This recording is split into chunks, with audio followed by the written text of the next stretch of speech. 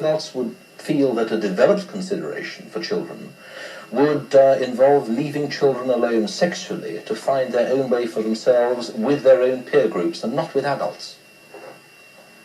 Yes, I would be all in favour of children finding their own way sexually, but I think also that adults have a part to play, because children are one part of the whole society. It isn't the society where we separate children from adults.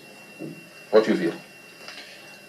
I feel that PI is not a procurement agency for children, never has been and never will be. Our political objectives include developing a society where children are given a much higher status than today, where they are recognised as individuals in their own right, and this includes recognising their right to certain sexual freedoms, whilst protecting them from the kind of criminal assaults which took place in Brighton. But surely it's a question of recognising children's maturity, and how can you have an equal relationship, which is what I take a mature sexual relationship to be, between an adult and a child who is not mature in body, in mind, or personal awareness? It has to be unequal.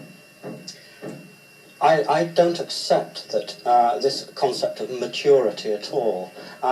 Adults, for instance, aren't necessarily mature. It's a long process. Well, I take it for granted that no adult is probably ever mature, but nevertheless, my state of maturity, or your state of maturity, is clearly different from that of a child of 12. How can there be an equal relationship which allows of sex, which is usually a shocking experience for everybody at some time or another? How can you allow of an equal relationship between two people so unequally positioned at the starting off point? I don't accept that sex is a spontaneously shocking experience. But I'm saying at some stage or other there is an element of shocking sex. Not if children are properly educated about sex, and it's an obligation on society to see that children are given a far more comprehensive sexual education from a far earlier age. But in that case they find it out, they discover this with people of their own age and in their own time, and it is the question of inequality which I come back to, which I think you haven't answered. Indeed, by your lights, the relationship is unequal in the same way that a teacher-child relationship is unequal, in the same way that a parent-child relationship is unequal. The teacher's not exploiting the child sexually. And nor is a paedophile. Pedophiles do not exploit children. Child molesters are using the child's sexuality.